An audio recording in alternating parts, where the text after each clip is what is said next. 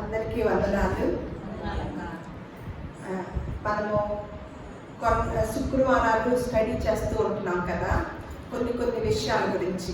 Bible గ్రంథంలో కొన్ని వాక్యాలు మనకు కొన్ని తెలియదు, అవి చదువుకుంటూ పోతాం కానీ ఆ ధ్యానం చేయటము, దానిలో ఉన్న అర్థాన్ని తెలుసుకోవడానికి కూడా ప్రయత్నం చేయం. ఎందుకంటే మనమందరం కూడా ఏం కావాలి, మనకి దానిలో ఉన్న సత్యం ఎందుకు, ఏదో ఒకటి మా పనికి వచ్చే వాక్యం చదువుకొని మేము ప్రార్థన చేసుకుంటాం ఎక్కువసేపు అని మనందరి అనుభవం కదా. అలాగే ఏదైనా అవసరత వచ్చినప్పుడు, అవసరత లేకపోయినా వచ్చినా ప్రార్థన మాత్రం మానం. కానీ బైబిల్ గ్రంథం మాత్రము పరిశీలించడం మాత్రము మానవా చెయ్యరు. అది కదా, అది మాత్రం మానరు. అసలు చెప్పక్కర్లే ఎవరు ప్రార్థన చేసుకోమని. ఇంత వస్తే వెంటనే ప్రార్థన చేసుకుంటాం కదా. కానీ ఇంతది అంతది అని కాదు. అసలు ఈరోజు నేను బైబిల్ ఎంత పరిశీలించాను, ఏ విషయాన్ని తెలుసుకోగలిగాను అనేది ఏ రోజుకి ఆ రోజు మన అనుభవాలను మనం అనుభవపూర్వకంగా నేర్చుకోవాలన్నమాట. ఈరోజు ఒక క్రొత్త విషయాన్ని మీరు ఇప్పటివరకు ఇల్లుంటారు, ఆ విషయాన్ని మనం ఇవాళ ధ్యానం చేయాలి. ఒకసారి ఫిలిప్పీలకు రాసిన పత్రిక తీసి వచ్చండి, 3వ అధ్యాయము 2వ వచనము. ఫిలిప్పీలకు రాసిన పత్రిక 3వ అధ్యాయము 2వ వచనము. బైబిల్లోనే చదువుతాను నేను.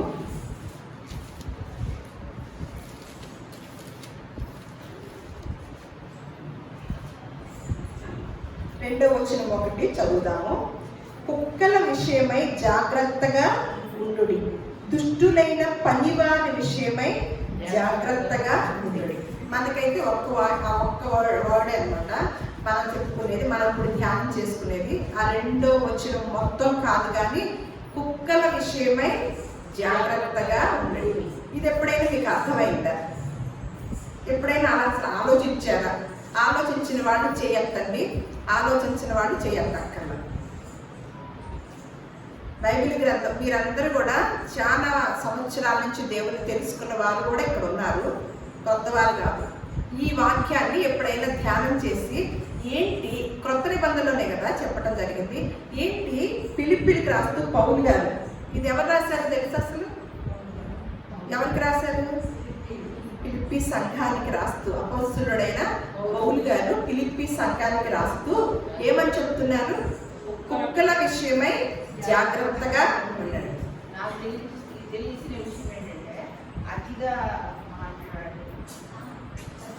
కుక్కల విషయమై జాగ్రత్తగా ఉండండి అంటారు కదా. మనకేం తెలుసు అంటే, ఎవరన్నా కుక్కలు పెంచుకుంటున్నారు అనుకోండి, అది కలిసే కుక్క అనుకోండి, వాళ్ళు ఏం చేస్తారు, ఇంటి ముందు బోర్డు పెట్టారు, కుక్కలు ఉన్నాయి జాగ్రత్త. అది మాత్రం తెలుసు, ఎందుకంటే కరుస్తుందని తెలుసు. దాన్ని మాత్రం గట్టిగా చూసుకుంటాం, పై కదా కరుస్తీయమని, అలా అది తెలుసు. కానీ ఇక్కడ పౌలు గారు ఇలా అన్నారంటే, అసలు నిజంగా కుక్కల్ని చేసింది ఎవరు? దేవుడే కదా. జీవరాశిని అంతటిని చేసింది దేవుడు. మరి దేవుడు ఈ జీవరాశిని అంతటిని చేసినప్పుడు మంచిగా ఉందన్నారా? కుక్కలు ప్రత్యేకం కొన్నింటిని ఇలాంటి జాగ్రత్తలు అని చెప్పాడా? మొదటి అధ్యాయం ఆదికాండం తీసి ఒకసారి చూద్దాము.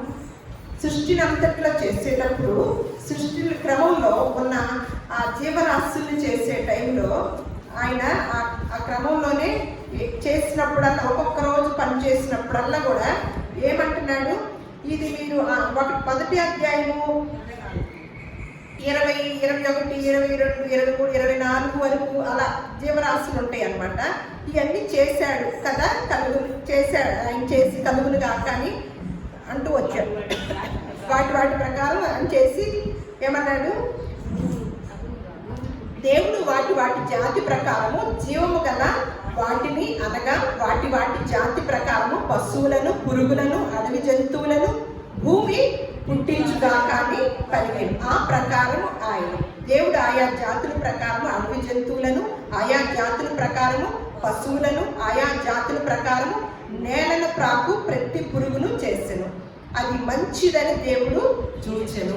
చివరి వచ్చిన 31 వచ్చేసరికి, దేవుడు తాను చేసినది యావత్తును చూచినప్పుడు అది చాలా మంచిదిగా ఉండేనంట. ఆ చాలా మంచిదిగా ఉన్నది అని చెప్పుకునేటప్పుడు ఈ కుక్కలు కూడా ఉంటాయా?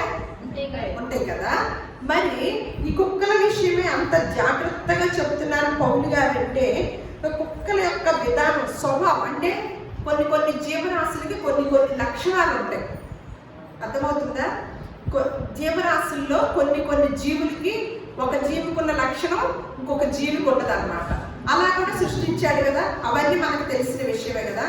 కొన్ని జీవరాశులు, 4 రకాల జీవరాశుల యొక్క లక్షణము ఇర్మియా గ్రంథంలో చెబుతున్నారు. ఒకసారి ఇర్మియా గ్రంథము 15వ అధ్యాయం తీయండి.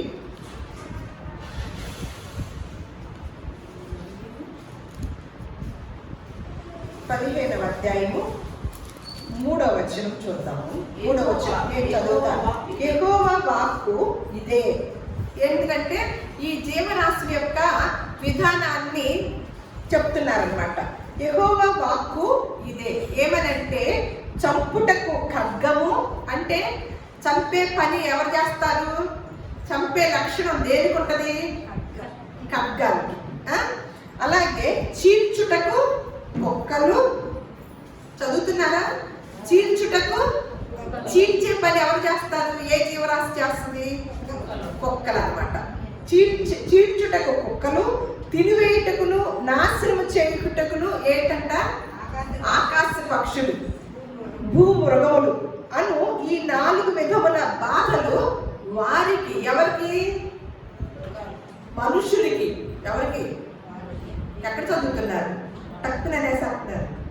ఈ 4 రకాల జీవరాశులతో ఉన్న బాధలు ఎవరికి పెట్టాడంట దేవుడు? మనుషులకి పెట్టాడట.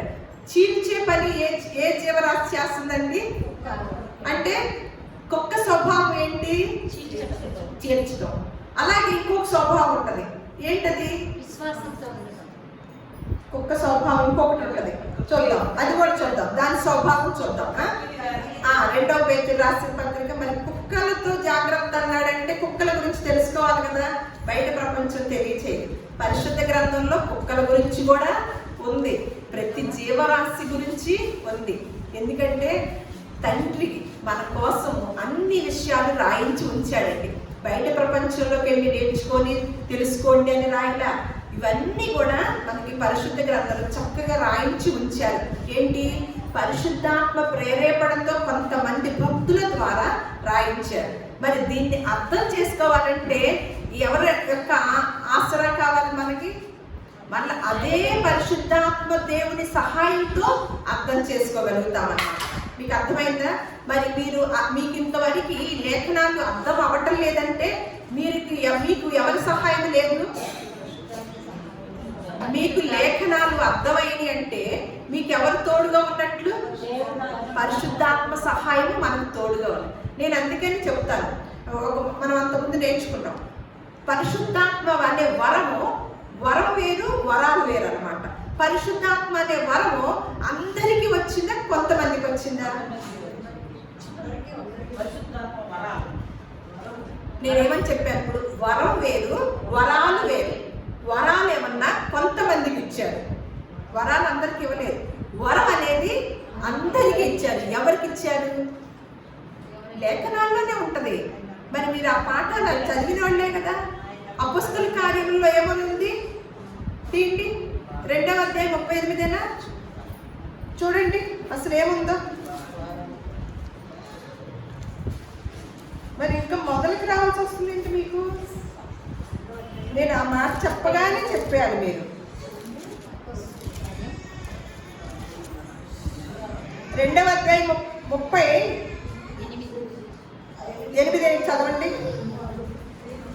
మీరు మారు మనస్సు పొంది పాప క్షమాపణ నిమిత్తము ప్రతివాడు యేసుక్రీస్తు నామమున బాప్తిస్మము పొందుడి. అప్పుడు మీరు పరిశుద్ధాత్మ అను వరమును పొందుతారు. ఇది అందరికీనా కొంతమందిగా? వరాలు మీకు నేను ఏదైనా చెప్తున్నానంటే దాన్ని జాగ్రత్తగా గుర్తుంచుకోండి. ఇక రెండోసారి చెప్పడం జరగదు. వరాలు వేరు, వరాలు అందరికీ రావు. కొన్ని వరాలు ఉంటాయి, కొంతమందికి ఉంటాయి అన్నమాట. అవి ఇప్పుడు మనకి కొన్ని వరాలు కూడా మనకు కొన్ని అక్కర్లేదు, మన పనికిరాదు, మనకు అవసరం లేదు. పరిశుద్ధాత్మ వరముతో ఏం చేయాలి? మనము పరిశుద్ధాత్మ సహాయంతో లేఖనాల్ని అర్థం చేసుకోవాలన్నమాట. ఇప్పుడు ఈ కుక్క యొక్క విధానం ఏంటి? కుక్కను ఎందుకు? చీల్చుటకు కుక్క అని పెట్టారు. కానీ మళ్ళీ ఇంకొక కుక్క లక్షణం ఏంటి? 2వ పేతురు రాసిన పత్రికని మనం ధ్యానం చేయబోతున్నాం. కుక్క లక్షణం 2వ అధ్యాయము 2వ పేతురు రాసిన పత్రిక 2:22 తీయండి.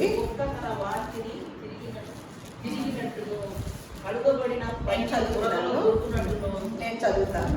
దీన్ని ఏర్పడింది కదా. కుక్క తన వాంతికి తిరిగినట్లు కడుగుబడిన పంది బురదలో దొర్లుటకు మళ్ళీ తిరుగునట్టును అను నిజమైన సామెత చొప్పున వీరికి సంభవించింది. అంటే కుక్క పని ఏంటంట? సరిగ్గా అర్థమేటో చెప్పండి. కుక్క ఏం చేస్తుంది? తినే బాగా ఆహారం తింటది. తిన్న తర్వాత కక్కేసింది. అటు ఇటు తిరిగి వచ్చింది. మళ్ళీ దానికి ఏమైంది? ఆకలి వేసింది. ఏం మొక్కలు అలా పెట్టి చూస్తున్నాడు? ఎందుకు కొలుస్తున్నాడో చూద్దాం. ఇప్పుడు తర్వాత ఎలా పెడతామో చూద్దాం. మొక్క మరి తర్వాత ఏం చేస్తుంది? అడ్డంటే మొత్తం తిరిగేసి వచ్చి మళ్ళీ తిరిగి ఎక్కడికి వచ్చింది? ఆ వాంతి దగ్గరికి వచ్చి తినటానికి ప్రయత్నం చేస్తుంది కదా. అలా కుక్క తన వాంతికి తిరిగినట్లుగా కడుగబడిన పంది ఏంటి? పందిని తీసుకొచ్చి చక్క ముత్యాల హారం వేసి సింహాసనం మీద కూర్చోబెట్టి మళ్ళీ ఎక్కడికి వెళ్ళింది? మళ్ళా బురదలోకి వెళ్ళింది అనమాట. అలా ఆ సామెత ఎవరికన్నా చెబుతున్నాడు? పైన కొంతమంది గురించి రాశారనమాట. వాళ్ళకి తగినదే ఈ సామెత అని ఇక్కడ కూడా పేతురు గారు చెప్తున్నారనమాట. ఎందుకని చెప్తున్నారు ఒకసారి మళ్ళీ ఇంకొకసారి సామెత కూడా చూద్దాం. సామెతల్లో కూడా చూశాక మనము అసలైన వాక్యంలోకి వెళ్ళాలి. సామెతల గ్రంథము 26వ అధ్యాయము 11వ వచనం. తన మూఢతను మరలా కనపరుచు మూర్ఖుడు ఏం చేస్తాడంట? కక్కిన దానికి తిరుగు ముక్కతో సమానం. అంటే కుక్క స్వభావం ఏంటి? కక్కింది తిరిగి దాని వైపు చూసే పని కుక్కది అనమాట. ఎవరు ఎలాంటి వాడు? తన మూఢతను మరలా కనపరచు మూర్ఖుడు పని ఏంటి? మూర్ఖుడు పని కక్కిన దాని దగ్గరికే వెళ్ళే పని మూర్ఖుడు పని అన్నమాట. ఇలాంటి మాటలు కుక్కతో పోల్చి కుక్కకంటూ ఒక స్వభావం ఉంటుంది. దాని స్వభావమే ఇది, దేవుడు పెట్టిన స్వభావం. దాన్ని కొత్తగా ఏం లేవు వేరే. కానీ ఆ స్వభావాన్ని మనుషులకి తీసుకొస్తున్నారు అనమాట. మనిషికి తీసుకొస్తున్నాడు. మనిషి స్వభావాన్ని జీవరాశికి తీసుకెళ్తున్నా. జీవరాశికి కొంత స్వభావాన్ని పెట్టాడు, ఒక్కొక్క జీవరాశికి. అందులో మనం ఈరోజు కుక్కల గురించి తెలుసుకుంటున్నాం. ఆ స్వభావాన్ని మనిషికి ఆపాదిస్తున్నారు. ఎందువలన? ఎందుకని చెప్పండి ఒకసారి. ఆపాదించడానికి ఎందుకని చూద్దాం ఒకసారి. అదే పేతురు రాసిన పత్రిక దీన్ని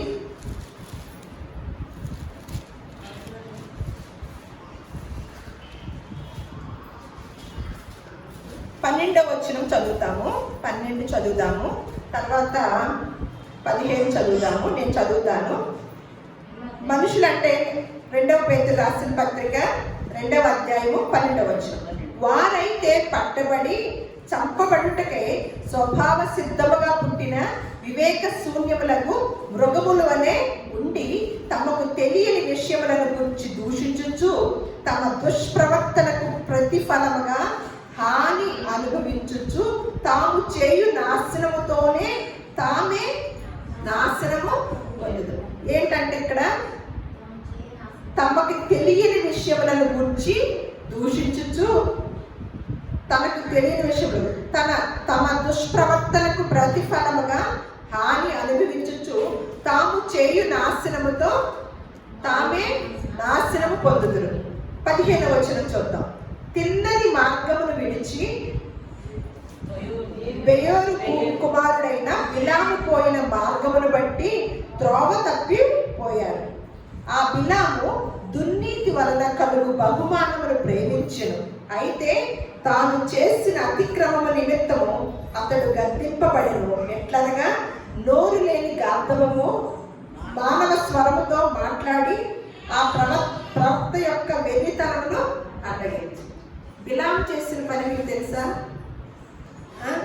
బిలాము గురించి తెలుసుకోవచ్చు. ఏం చేశాడంట? దుర్నీతికి పోయాడంట. డబ్బుకి అమ్ముడు పోయిన వ్యక్తిగా వెళ్ళిపోతూ ఉంటే అసలు చంపాల్సిన పని దేవుడు ఏం చేయాలంటే చంపాలి. కానీ ఆ ప్రవక్తను ఏం చేసి, ప్రవక్త ఉంది ఇక్కడ, ప్రవక్త ఉండి దుర్నీతిలోకి వెళ్ళకూడదు కదా, అయినప్పటికీ కూడా చంపాల్సిన పని ఉన్నప్పటికీ కూడా ఎవరి ద్వారా బుద్ధి తెప్పించాడు? గాడిదకి మానవ స్వరాన్ని ఇచ్చి బుద్ధి తెప్పించాడంట. ఎందుకు బిలామును జ్ఞాపకం చేస్తున్నాడు? ప్రవక్త అయిన బిలాముని జ్ఞాపకం చేస్తున్నాడంటే ఇప్పుడు కింద వచనాలు చదువుతాం. అయితే 20వ వచనం చూద్దాం. వారు ప్రభువును రక్షకుడనైన యేసుక్రీస్తు విషయమైన అనుభవ జ్ఞానము చేత ఈ లోక మాలిన్యములను తప్పించుకొనిన తరువాత మరలా వాటిలో చిక్కుబడి వాటి చేత జయింపబడిన ఎడల వారి కడవరి స్థితి మొదటి స్థితి కంటే మరి చెడ్డదగును. వారి నీతి మార్గమునకు అనుభవపూర్వకముగా తెలుసుకొని తనకు అప్పగింపబడిన పరిశుద్ధమైన ఆజ్ఞ నుండి తొలగిపోవుట కంటే ఆ మార్గము అనుభవపూర్వకముగా తెలియక ఉండుటయే వారికి. అర్థమైందా? బిలాము గారిని గుర్తు చేసి, ముందు గాడిద గుర్తు చేసి, ఇప్పుడు కుక్క దగ్గరికి వెళ్ళాడు. ఈ మధ్యలో ఏం సంభాషణప్పుడు ఇది ఇక్కడ చూద్దాం. ప్రభువును రక్షకుడైన యేసుక్రీస్తు విషయమైన అనుభవ జ్ఞానము చేత ఈ లోక మాలిన్యముల నుంచి తప్పించుకున్న తర్వాత ఏం చేస్తున్నారంట? మళ్ళీ ఏం చేస్తున్నారు? ఒకసారి దేవుని స్వరక్షకుడిగా అంగీకరించాక, యేసుక్రీస్తు నామములో బాప్తీసం తీసుకున్న తర్వాత ఏమొచ్చిందంటాడు? అప్పుడు మారు మనసు వచ్చిందంటారు కదా. మారు మనసు, పరిశుద్ధాత్మను వరం వచ్చినప్పుడు పరిశుద్ధాత్మ యొక్క శక్తి మనకి ఏం చేయాలి? మనల్ని మరి ముందుకు నడిపించాలి కదా. కానీ అనుభవ జ్ఞానం అయిన తర్వాత ఏం చేస్తున్నారు కొంతమంది? వాటిలో చిక్కుబడి, అసలు చూడండి ఆ పదాలు ఏం చేస్తున్నామంట? మీరు, అందుకే ఒక మాట ఉంటుంది, మీరు ఈ లోక మర్యాదని అనుసరించగా ఉత్తమమైనది అనుకూలమైనది ఏదో పరీక్షించి తెలుసుకోండి. అంటే మీరు జాగ్రత్తగా తెలుసుకోండి. లోక మర్యాద ఎంత మర్యాద? ఏం మర్యాద? లోక మర్యాద అంటే ఏంటండి? లోకంలో ఉన్నది ఏంటి? లోకంలో ఉన్నదంతా ఏంటి? శరీరాశ, నేత్రాశ, జీవపటం. మరి ఈ లోక మర్యాదను అనుసరించకుండా మంచిది మనల్ని పరిశీలించుకొని దాన్ని వెంబడించమంటున్నాడు కదా. ఉత్తమమైనది ఏదో దాన్ని తెలుసుకోండి అంటున్నాడు. ఉత్తమమైనది ఏంటండి? ఈ లోకంలో ఉత్తమమైనది ఏంటి? లేఖనాల్లోనే ఉంటుంది జవాబు. ఎప్పుడు నేర్చుకున్నాం మనం? నేర్చుకున్నాం కదా. మరి ఎందుకు మర్చిపోయారు? ఎవరు ఉత్తమమైన దాన్ని ఎందుకుంది? ఎవరు చెప్పారు? యేసుక్రీస్తు వారు మరియా ఉత్తమమైనది ఎందుకుందమ్మా మార్త, నీవైతే అనేక పనులు పెట్టుకొని నువ్వు చింతిస్తున్నావు, నువ్వు విస్తారమైన పనులు పెట్టుకొని చింతిస్తున్నావు, మరి అయితే ఉత్తమమైనది ఎంచుకుంది అని చెప్తున్నారు కదా. ఇక్కడ అందుకనే చెబుతున్నారు, కుక్కని పెట్టాడు దేవుడు అంటే అది తీసుకురా. ఇక్కడ మళ్ళీ చదువుదాం. ఇది ఎవరికి అవసరమైందో తెలుసండి? మనకు అవసరమైనది. ప్రభువును రక్షకుడనైన యేసుక్రీస్తు విషయమైన అనుభవ జ్ఞానము చేత ఈ లోక మాలిన్యములను తప్పించుకొనిన తరువాత, ఈ లోకంలో ఉన్న మాలిన్యం అంతా పోవాలంటే ఎవరి ద్వారా?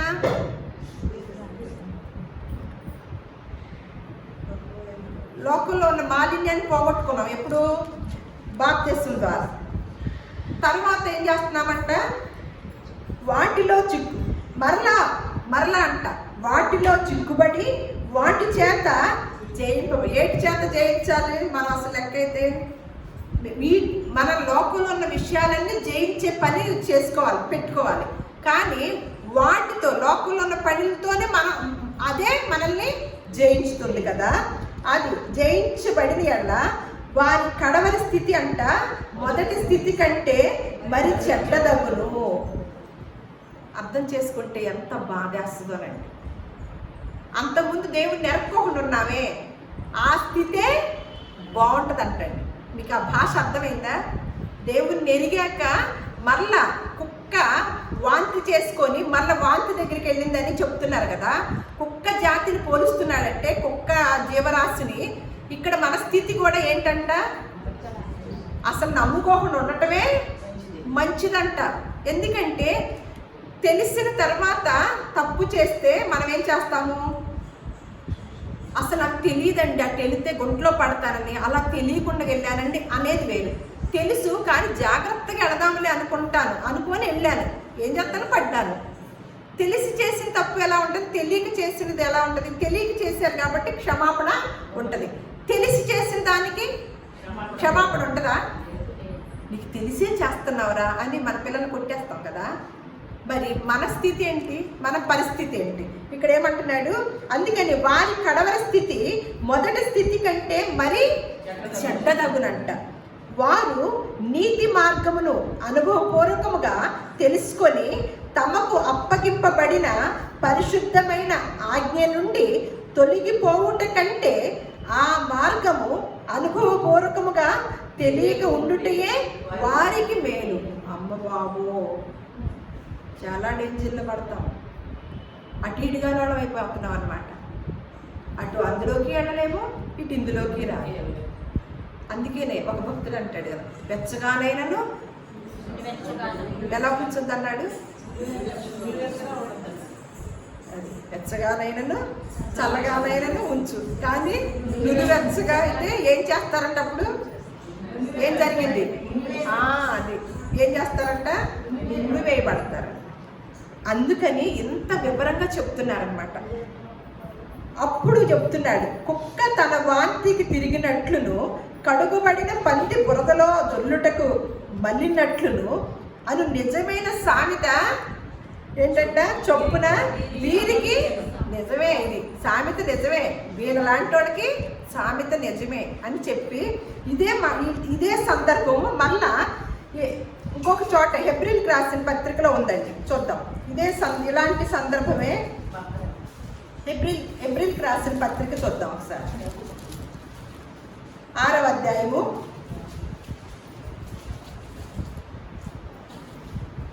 4వ వచనం.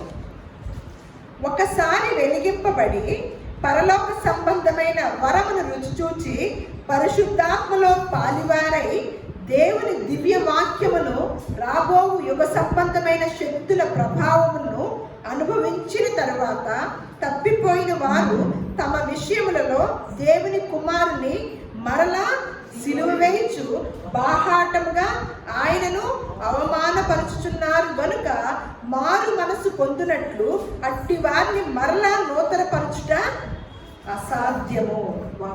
దేవుడికే అసాధ్యమని. ఎలాంటి వారిని మీకు అర్థమైందా? అర్థం అవ్వకపోతే కనుక మళ్ళా చెప్తాను, అర్థం అవ్వకపోతే చేయొద్దండి. అర్థమైందా? చూడండి, ఒకసారి వెలిగింపబడి పరలోక సంబంధమైన వరమును రుచి చూచి పరిశుద్ధాత్మలో, ఇందాకే చదువుకున్నాం కదా, పరిశుద్ధాత్మ వరం ఎప్పుడు వచ్చేసింది మనందరికీ? మారు మనసు పొంది బాప్తిసం పొంది మారు మనసు పొందినప్పుడు అప్పుడు మీరు పరిశుద్ధాత్మను వరము పొందుకుంటారు. అలా పొందుకున్న తర్వాత దేవుని దివ్యవాక్యమును రాబో యుగ సంబంధమైన శక్తుల ప్రభావమును కూడా అనుభవించిన తరువాతంట తప్పిపోయిన వారు ఏం చేస్తున్నామంట, మనము మరలా దేవుణ్ణి యేసుక్రీస్తు వారిని అవమానించినట్లుగా మరలా సిలువ వేసిన పనిలో ఉంటున్నామంట. ఎవరెవరు ఉంటున్నారో వారికి తెలిసిపోతూ ఉంటుంది కదా. వీళ్ళంట మళ్ళా నూతన పరచడం అసాధ్యమంట. చూడండి, ఎందుకంటే మనం ఎక్కడి నుంచి వచ్చాము, ఎందులో నుంచి మనం ఎందులో నుంచి వచ్చిన వాళ్ళమని చెప్తున్నారు.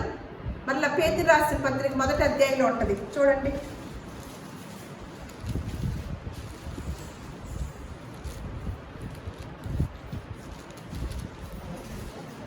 రెండవ అధ్యాయము 1 పేతురు రాసిన పత్రిక 2వ అధ్యాయము 9వ వచనం. అయితే మీరు చీకటిలో నుండి ఆశ్చర్యకరమైన తన వెలుగులోనికి మిమ్మల్ని పిలిచిన వాని గుణాతిశయములను ప్రచురము చేయ నిమిత్తము ఏర్పరచబడిన వంశమును, రాజులైన యాజక సమూహమును, పరిశుద్ధ జనమును, దేవుని సొత్తైన ప్రజలుగా ఉన్నారు.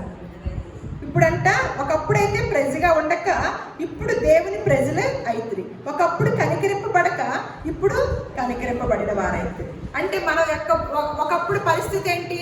ఎక్కడున్నాం మనం? చీకటిలో ఉన్నామంట. చీకటిలో ఉన్న మన పరిస్థితిని ఎక్కడికి తీసుకొచ్చారు? తన ఆశ్చర్యకరమైన వెలుగులోనికి తీసుకొచ్చినప్పుడు వాని గుణాతిశయాలని ప్రచురించే పనినే మనకు పెట్టారు. ఇంకొక పని పెట్టలేదు. కానీ ఆ పనిని మానేశాము, అన్ని పనుల్లోకి వెళ్ళాము. అప్పుడు మన పరిస్థితి ఏంటి? మనకు తెలియకోకుండా ఉండటమే, దేవుణ్ణి ఎరక్కోకుండా, అసలు మాకు దేవుడే తెలియదండి, ఆయన రాకడ వచ్చినప్పుడు అసలు మీ మాట వినలేదు ప్రభువా, ఎవరు నాకు చెప్పలేదు అని అనే వాళ్ళకి శిక్ష లేదు, పెద్దగా శిక్ష ఉండదు. విన్నాము, అప్పుడప్పుడు వెళ్ళాము, కానీ బుర్రలోకి వెళ్ళలేదు, సరి చేసుకుందామనే లోపు వచ్చేసాము ఇక్కడికి అంటే అప్పుడు ఉంటుంది అన్నమాట పరిస్థితి. అది కుదరదు అని చెప్తున్నారు అన్నమాట. ఇక్కడ ఏమని చెప్తున్నారు ఒకసారి చూద్దాం. అలాగే మత్తయి సువార్తలో కూడా యేసుక్రీస్తు వారు, వీళ్ళందరూ కూడా అపోస్తలులు చెప్పిన మాటలు మనం విన్నాం. అలా యేసుక్రీస్తు వారు కూడా ఒక మాట చెప్తున్నారు అన్నమాట. మత్తయి సువార్త 7వ అధ్యాయము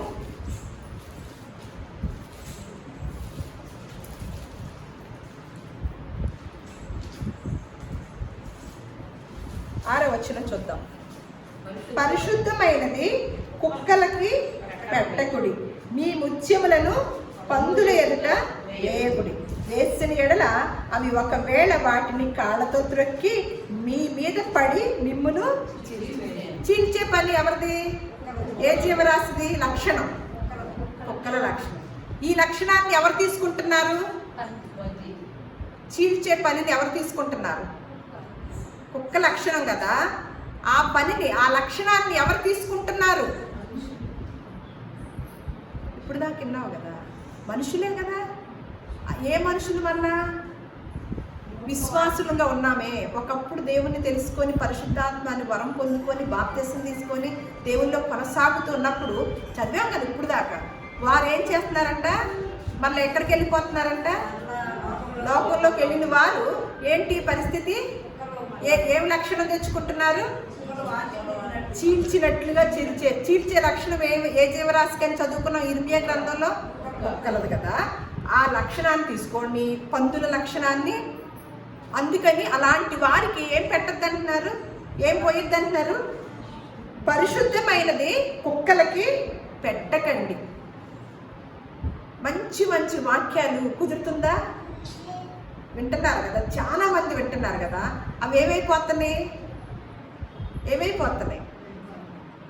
ఇక్కడ ఉంది కదా, మీ ముత్యములను పందుల ఎదుట వేయకుడి, వేసిన ఎడల అవి ఒకవేళ వాటిని కాళ్ళతో త్రొక్కి మీ మీద పడి మిమ్మును చీల్చునేమో. జాగ్రత్త. ఎక్కువగా కూడా మంచి మంచి మాటలు చెప్తే అవి చెవికి ఎక్కట్లేదు. ఏమవుతుంది? తీసుకోలేకపోతున్నాం కదా, వింటున్నాము, కానీ ఆచరణలోకి వచ్చేసరికి ఇప్పుడు చూడండి, కొంతమంది ఇంట్లో మందిరంలో ఎలా ఉంటాము, మనకి ఎవ్వరి స్వభావం తెలియదు. అదే వాళ్ళ ఇళ్ళకి వెళ్ళండి, ఏం మాట్లాడతారో, ఎలాంటి స్వభావం కలిగి ఉంటారో ఒకసారి గమనించండి. ఏం స్వభావం కలిగి ఉంటాము? కుక్కలో పందుల స్వభావమేనా?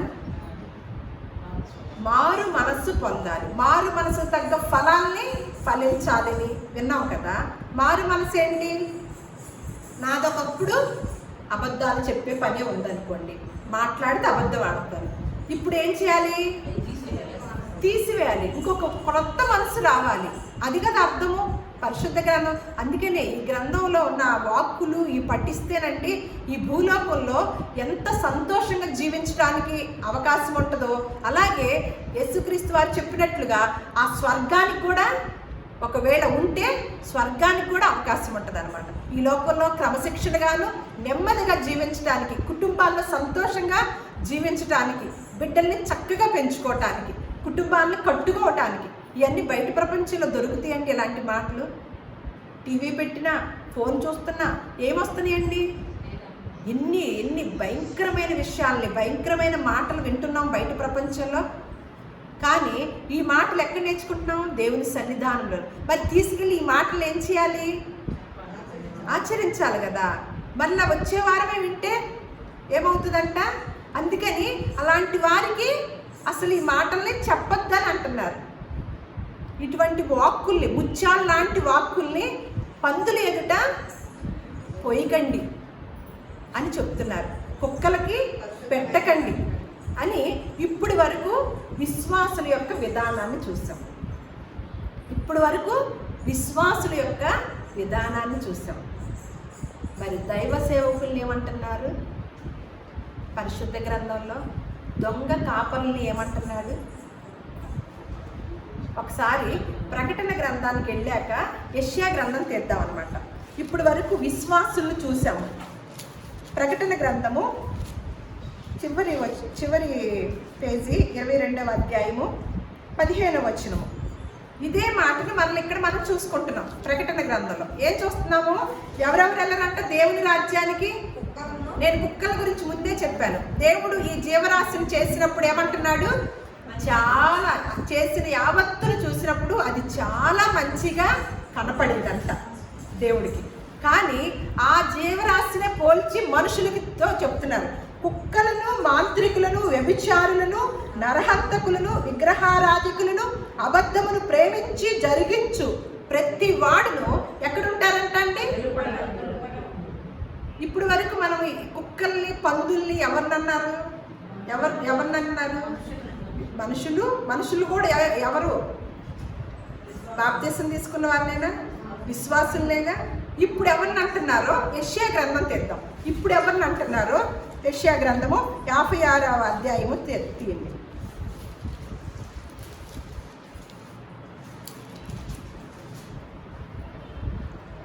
56వ అధ్యాయము 10వ వచనం చదువుతున్నాను. అందరు తీసారా?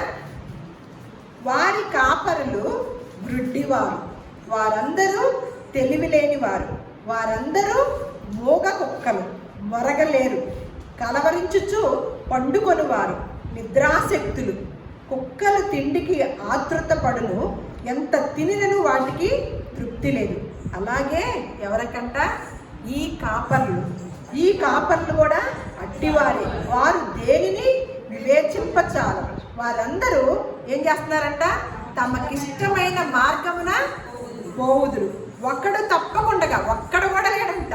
ఒక్కడు తప్పకుండా ఏం ప్రయోజనం కోరుతున్నాడు? స్వప్రయోజనమే విచారించుకొందురు. ఎవరికి చెప్తున్నారు? ఎవరిని మళ్ళీ పోలుస్తున్నారు? మళ్ళా కాపర్లలో కూడా ఎవరు? దొంగ కాపర్లు గురించి. బయట ప్రపంచంలో ఇప్పుడు ఎంతమందిని చూస్తున్నామండి? ఉన్నారా? ఇంకా దొంగ కాపర్లు ఎవరో క్లారిటీ తెలియటం కోసము ఇర్మియా గ్రంథం తీయండి, ఒకసారి చూద్దాం. ఇర్మియా గ్రంథం ఎవరు దొంగ కాపర్లు అవుతారో చూద్దాం. ఇర్మియా గ్రంథము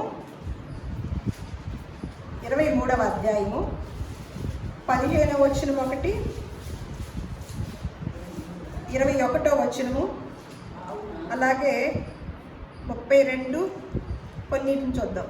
28 అలా నేను చదువుతాను.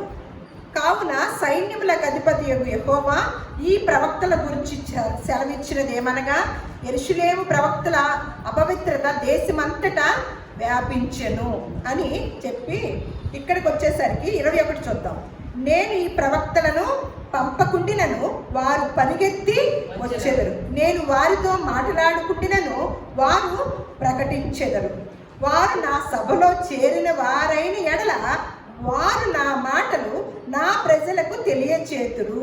దుష్క్రియలు చేయక వారు దుర్మార్గమును విడిచి పెట్టినట్లు వారిని తిప్పి ఉందరు. ఒకవేళ ఈ చెప్పేవాళ్ళు ఎలా చెప్పాలంటండి? ఏం చెప్తున్నారండి? మీకేదన్నా స్వస్థతలు కావాలా? మా దగ్గరికి రండి. మీ దగ్గర దరిద్రపు బుద్ధి ఉందా? మార్చుకుందరు దేవుని యొక్క మాటతో అని చెప్తున్నారా? మీకేదన్నా అవసరమా? ఉద్యోగం లేదా? పెళ్ళిళ్ళు అవ్వలేదా? పిల్లలు లేరా? రండి, మేము స్వస్థపరుస్తాం. మేము ఉద్యోగాలు ఇప్పిస్తాం అని చెప్పడం వింటున్నాం కదా. ఇక్కడ ఏమంటున్నారు, నేను ఈ ప్రవక్తలను పంపకుండినను వారు పరిగెత్తి వచ్చెదరు, నేను వారితో మాట్లాడకుండినను వారు ప్రకటించెదరు. వారు అసలు నా సభలో కనుక ఉన్నవారైతే ఏమంటున్నారు, వారు నా సభలో చేరిన వారైన ఎడల వారు ఏం చెప్పాలంట, వారు నా సభలో చేరిన వారైన ఎడల వారు నా మాటలే నా ప్రజలకు తెలియజేయదు. ఎందుకంటే దుష్క్రియలు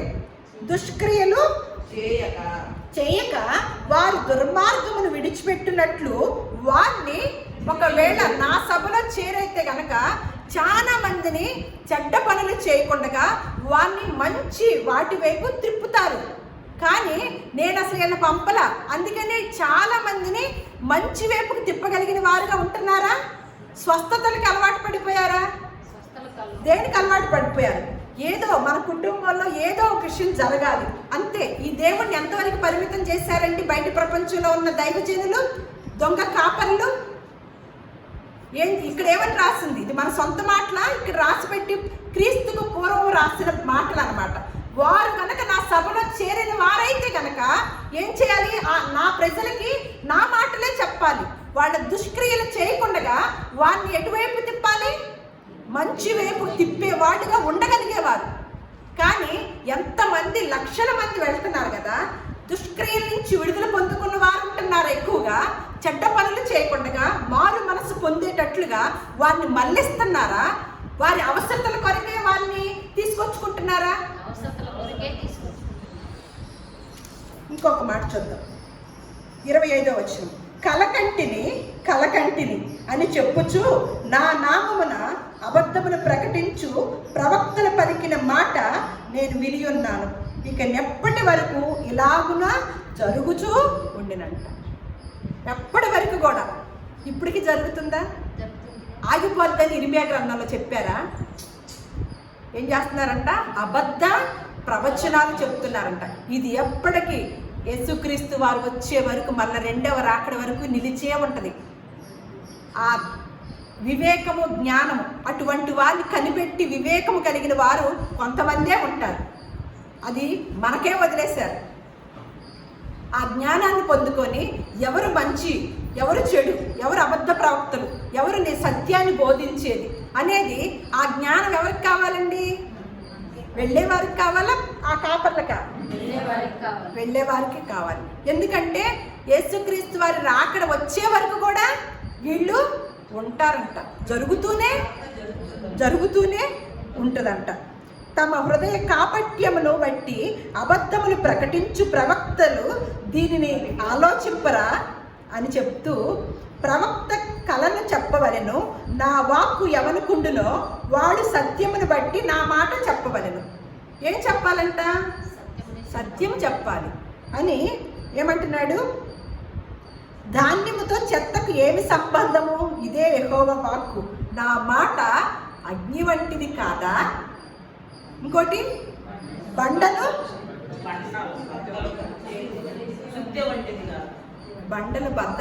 బద్దలు కొట్టు శుద్ధి వంటి. ఇలాగే చెప్తున్నారు దేవుని మాట. నా మాట అగ్ని వంటిది కాదా? అబద్ధ ప్రవచనాలు ఎందుకు చెప్తున్నారు? ఈ అగ్ని వంటి మాటను కనుక పంపిస్తే మన హృదయాలు, బండ హృదయాలు ఏమవుతాయి? బద్దలై మాంసపు ముద్దలుగాను కనికరము కలిగిన హృదయాలుగాను ఉంటాయి. ఎవరి ద్వారా? బండలు బద్దలు కొట్టే మాట ద్వారా, అటువంటి అగ్ని లాంటి మాట ద్వారా. ఏం మాటలు చెప్తున్నారండి వెళ్ళిన చోట?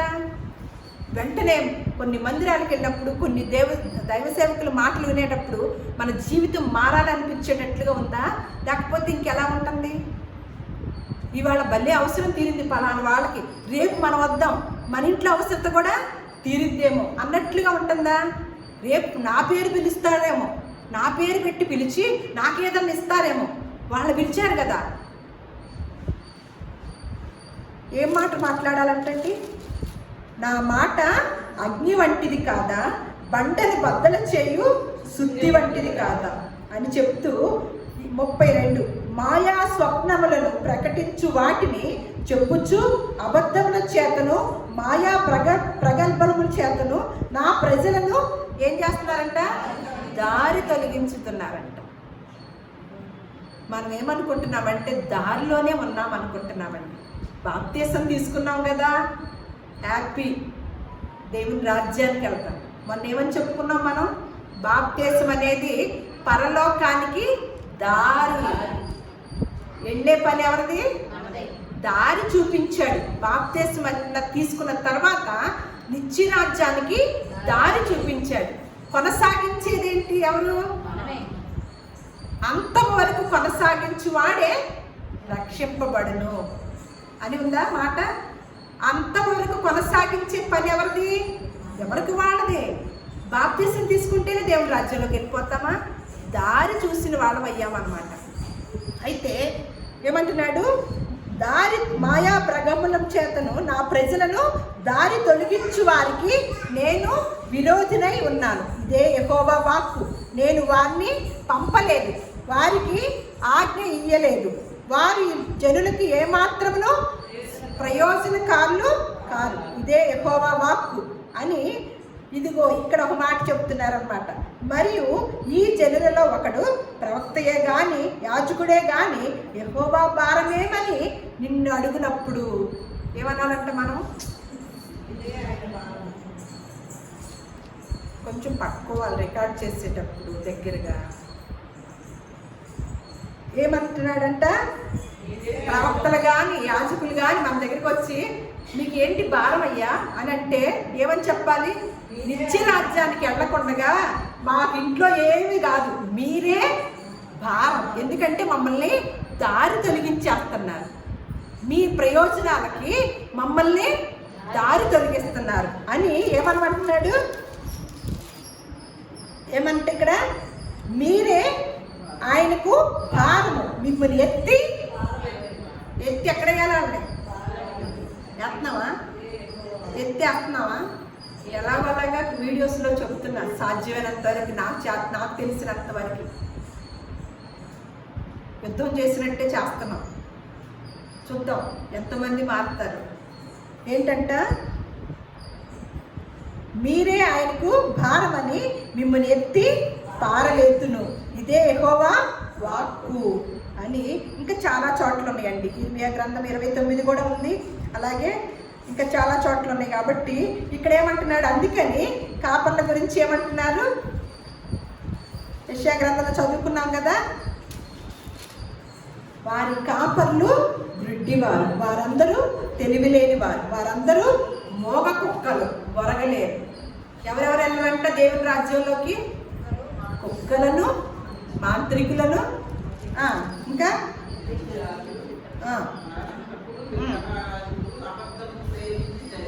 జరిగించి వారందరూ కూడా విగ్రహారాధికులు. అంటే మనం ఒకప్పుడు నేర్చుకున్నాం, దేన్నైతే దేవుని కన్నా ఎక్కువగా ప్రేమించుతున్నామో అదంతా కూడా రోజు ఆరాధన చేసినట్టు, విగ్రహారాధన చేసినట్టు మనకే తెలిసిపోద్ది. దేవుడు ఉన్నాడో నా హృదయంలో ఎక్కువగా కుటుంబంలో ఉన్నవాళ్ళు ఉన్నారు, అలాగే సమస్యలు ఉన్నాయో నా హృదయంలో ఎక్కువగా దేవుడిని నింపుకున్నాను. ఇవన్నీ కూడా ఒక విగ్రహారాధన అయి కూర్చుంటుంది అనమాట. మనం ప్రత్యేకంగా ఒక ఫోటో పెట్టి చేయక్కర్లా. అందుకని ఎక్కడ ఉంటామండి మనము? ఇప్పుడు కొంచెం డౌటేనా? ఎవరు వెళ్తాము ఎవరు వెళ్ళము? డౌటేనా? డౌట్తో పాటు వదిలేద్దామంటారా? అంతవరకు ఒక మాట మత్తయి సువార్త చూడండి ఒకసారి. మత్తయి సువార్తలో 24వ అధ్యాయంలోనే ఉంటుంది.